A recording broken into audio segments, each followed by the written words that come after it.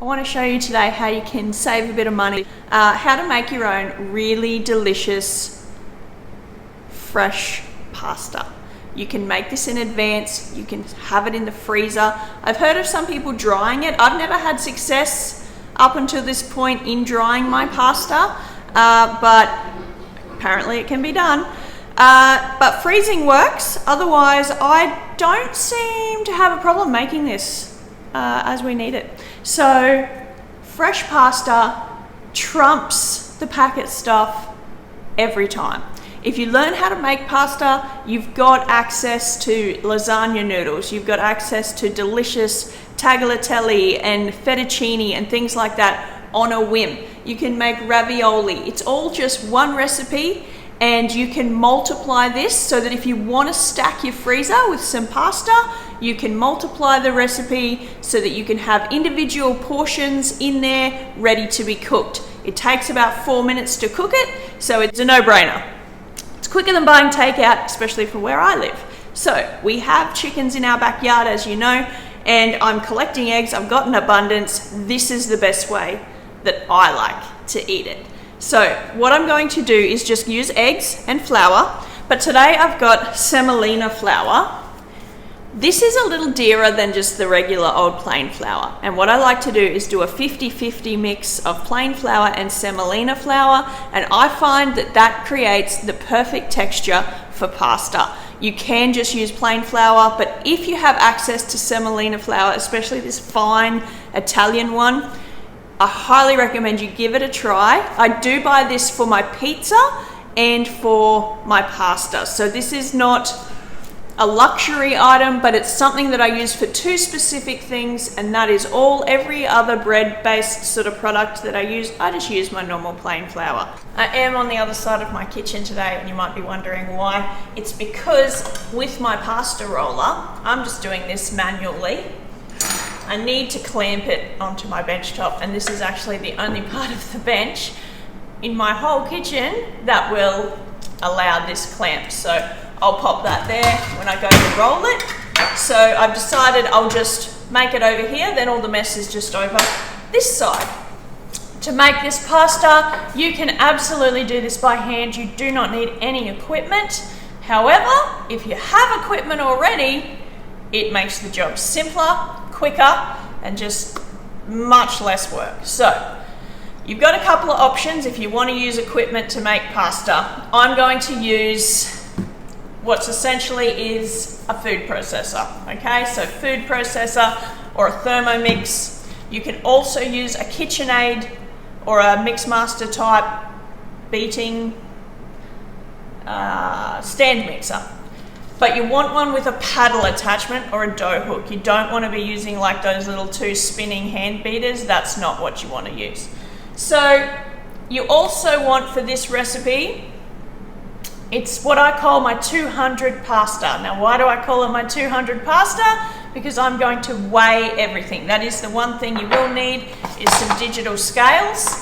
I'm going to do 200 grams of eggs, and then 200 grams of my semolina flour and 200 grams of just plain old regular flour. You can add salt if you like. I don't add salt to my pasta, mainly because I want to protect my pasta roller and not get salt in it. I've had one before and I've ruined it by having salt go through the rollers. So super simple. In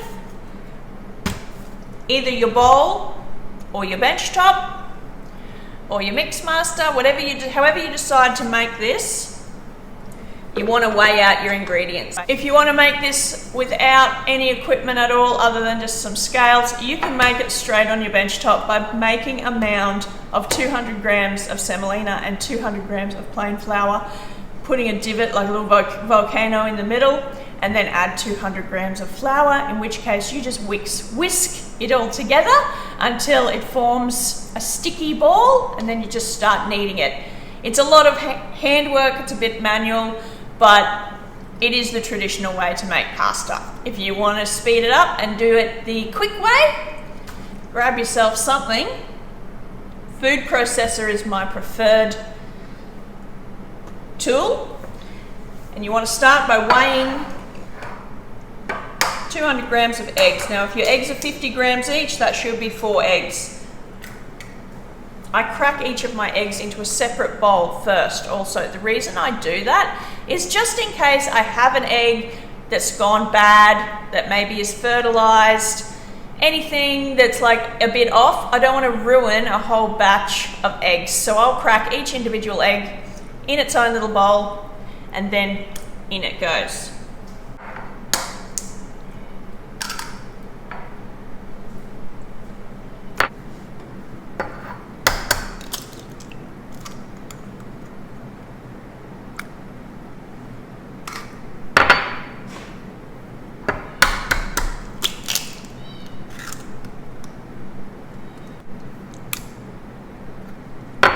So my eggs are not quite 50 grams each, so I'm going to add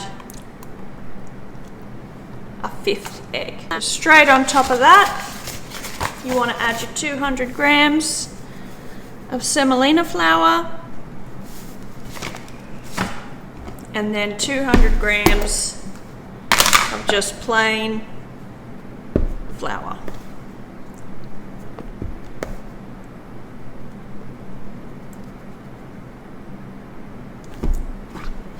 And that's it. Pop it on the food processor. You only want it to process till it starts to come together. In a food processor, that might look like little tiny balls, or it might look like one sort of bigger ball.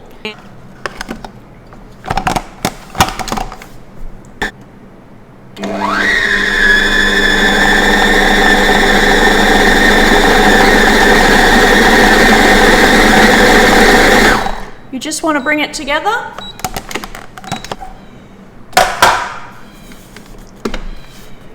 Like that, okay? Pasta is about texture, it's about feel. If it feels too sticky, you can add a little bit more flour. If it's together, you want to add just a tablespoon of water. We will be adding a tiny bit more flour when we go to roll this out, so a little stickier is better than a little too dry, if that makes sense. You want it to be basically Play-Doh, but not sticky as such. So just like that, comes together.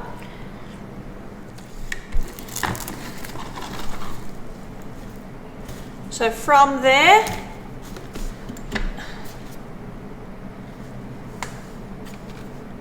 you want to just tip it straight out onto some plastic wrap.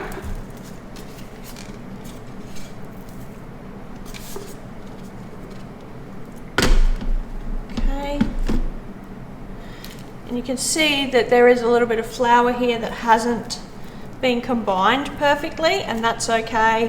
What we're going to do is press it together with the wrap.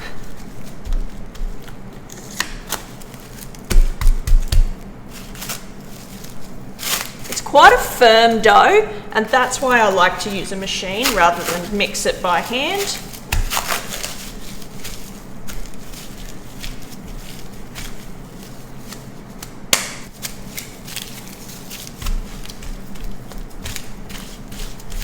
So you want to bring it together inside the plastic wrap and just let that rest. So you want to let that rest for 15 minutes. Now if I want to make bulk or even not so bulk, just like 4 or 5 batches, or if I want to make a lot of batches, I'll do small batch like this. So this is 1 night's worth of dinner, okay? So this for a family. So I'll do 1 of these per meal. Okay, if I want to make lasagna, 1 of these. If I'm making fettuccine for the family, 1 of these. So if I want to do a big batch at the time because I've got all of the equipment out, I'm making the mess anyway, I would do individuals like this and pop them in the freezer. So we'll just wait 15 minutes. So our pasta has rested for at least 15 minutes. I have put the fan on, the ceiling fan above me, because I want this to dry out before I need to cook it for dinner tonight. Okay, so I've got a board that I'm actually going to put my finished pasta on instead of straight on the bench top. You could also put down like a clean towel And you can also get a rack. They look like the old mug tree, you know, that you hang your mugs on, but they've got longer arms. You can hang your pasta on those as well. I don't have any of those, so I'm just going to make little bundles and store them on my board here under that ceiling fan. My fan is clean, you don't want to be throwing dirt around. And the other thing I want to mention is if you have a Kitchenaid, and I believe the Kenwood mixer as well, have a pasta attachment. I don't have the pasta attachment. It's definitely on my list of things I want to buy though for my kitchen. So I am doing this manually. This is going to be a lot more work than if I did have that attachment. The other thing, if you don't have a pasta machine in either the Kitchenaid attachment or one of these manual ones, you can do this with a rolling pin and even just a pizza cutter or a sharp knife. Okay, if you are going to use a rolling pin, I suggest you get two things, like two thin timber rulers, and use them as barriers so that you get an even thickness when you're rolling out your pasta.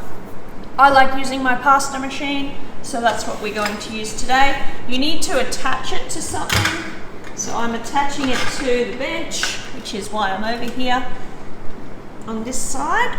Okay, and I'm going to make fettuccine for dinner, so I'm going to put the fettuccine side. I'm just going to move that out of the way. So as you can see, we are nice and soft. Okay, much softer than when we put our dough together and wrapped it. Okay, it just feels lovely and soft. If it's too moist, this is where we can add the extra flour. If it's too dry, you can't really add extra water at this stage. You'd have to knead it in and then let it rest again. Okay, so what we're going to do is unwrap it, but because I have the fan on, this is going to dry out, so don't take your plastic away. I'm going to be working in sections, so I'm going to just cut this into 4. Okay, I'm going to take out one piece and keep that covered up so that it doesn't dry out. All right, and we will work on this one. As you can see, we are Play-Doh consistency. All right. Now, what you want is some more semolina. You just want to do dusting on your work surface, and you want to push it down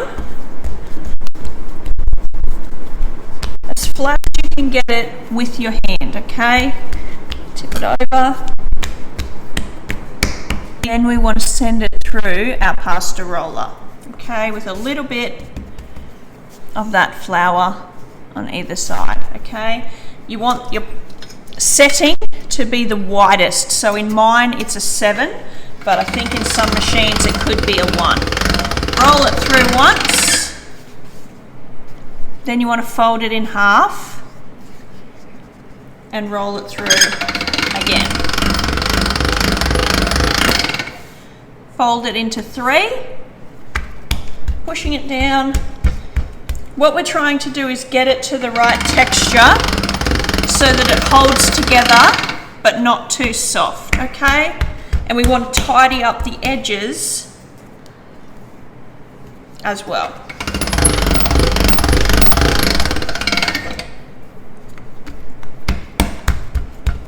So you just keep running it through the machine. I haven't moved the setting yet until it goes a little bit lighter. And you hear that pop? That's what you're aiming for, okay?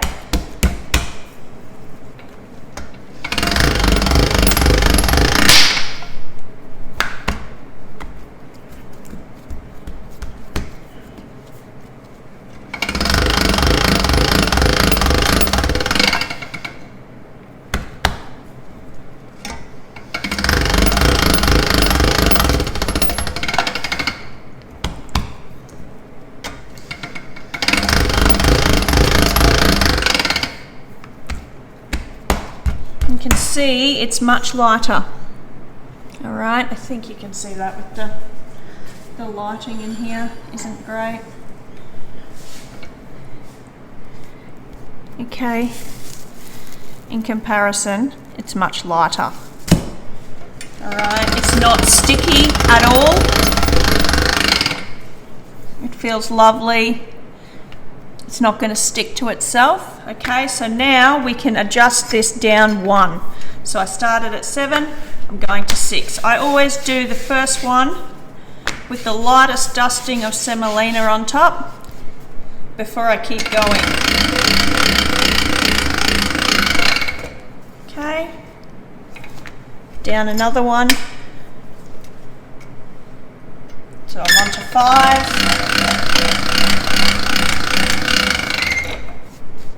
Okay, 4. Once you've got it at the right consistency, you only need to run it through all of these lower numbers once. Okay? When it's on itself, it shouldn't be sticking. If it is, it's not dry enough. So you'll need to add some flour and go back to the first setting, okay, and doing the folds.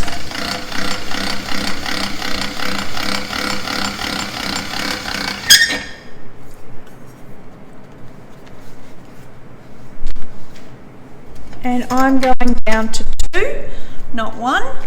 I'll stop at 2 today.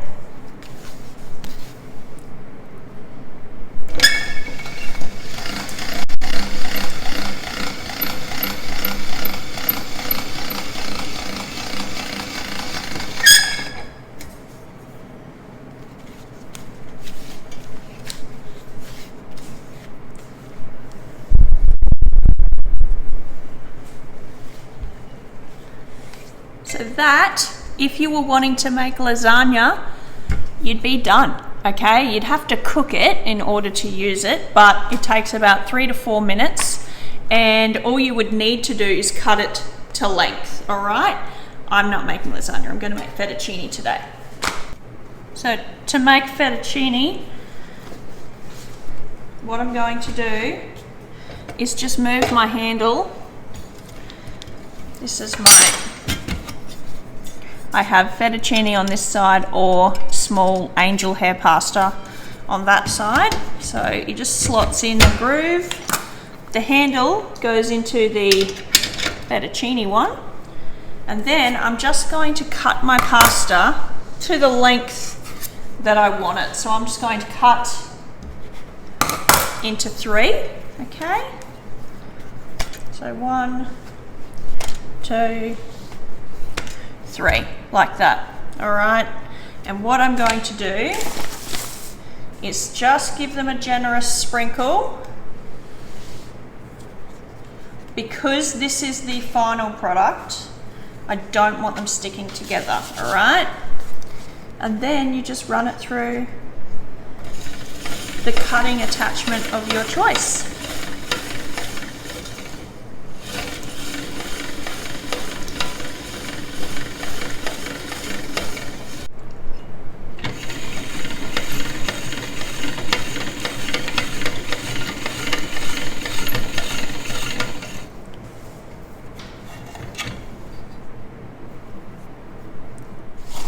So once I've cut my pasta, I sprinkle it and a little bit of semolina at the same time and give it a gentle toss. Because I don't have the drying rack and I'm just going to be drying it on this board, I want my pasta with tiny amounts of flour on the outside. Can you see that?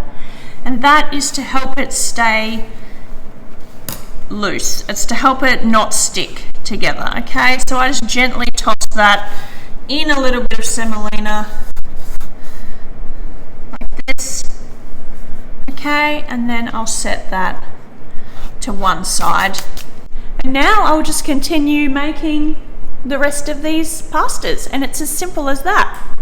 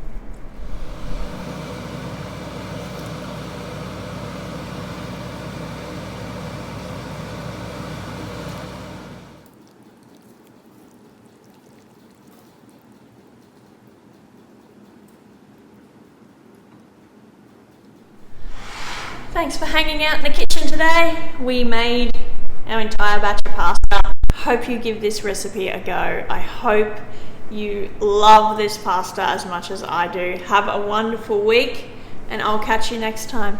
Bye.